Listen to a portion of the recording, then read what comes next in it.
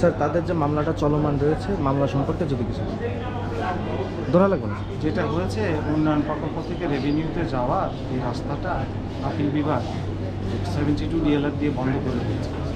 71-এ কিছুটা ফাঁকা ছিল, কিছুটা সুযোগ ছিল, 72-তে একদম সিমেন্টেড করে বন্ধ করে দিয়েছে। এবং আমরা বলেছি এটা একটা জুডিশিয়াল অ্যানার্কি অ্যান্ড অ্যাট্রোসিটি, এটা একদম সাধারণ মানুষের বিরুদ্ধে, মানে একটা অনেক বেআইনি একটা রায় হচ্ছে, একটা অন্যায় রায় হচ্ছে। সেই জন্য আমরা রিভিউ ফাইল করেছি।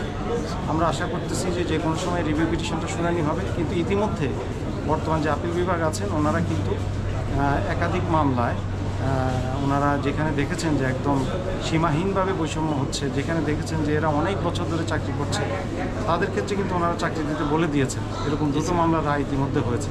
তো সেই জন্য আমরা আশাবাদী যে 72 ডিএলআরে যেভাবে এটা সিমেন্টেড করে বন্ধ করে দেওয়া হচ্ছে, ইনশাল্লাহ আমরা রিভিউ পিটিশন যখন প্লেস করব, তখন বর্তমানে আপিল বিভাগে আমরা ন্যায় বিচার পাবো। এবং ওনারা মানবিক এবং আইনগত দ্রুত বিবেচনা করেই, কারণ আগের আপিল বিভাগ বলেছিল এগুলো ব্যাকডোর অ্যাপয়েন্টমেন্ট, যদিও এগুলো কোনোটাই ব্যাকডোর অ্যাপয়েন্টমেন্ট না। একটা সাবস্ট্যান্টিভ অ্যাপয়েন্টমেন্ট যেভাবে হয়, প্রথমে নিয়োগ বিজ্ঞপ্তি, তারপরে রিটেন এক্সাম, তারপরে ভাইভা, তারপরে পুলিশ ভেরিফিকেশন সব করে করা হয়।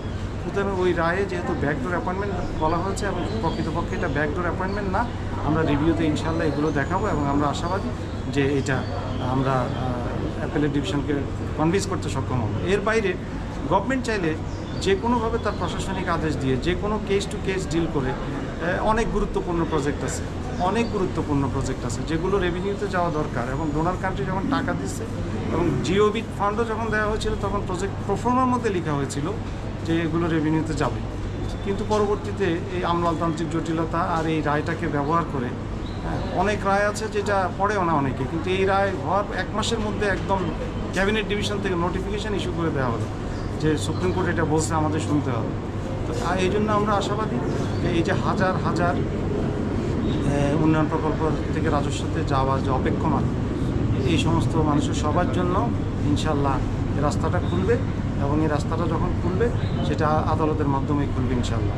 আমরা চেষ্টা করে যাচ্ছি, আপনারা দেখবেন ইনশাল্লাহ। স্যার, আপনার পরিচয়টা যদি। আমি সালাউদ্দিন দোলন, সিনিয়র অ্যাডভোকেট, সুপ্রিম কোর্ট। আমি ওই কেসগুলো করছি ম্যাক্সিমাম, যেগুলো এখন পেন্ডিং আছে। আমার অনেক মামলা আর অতীতেও করেছি। ধন্যবাদ।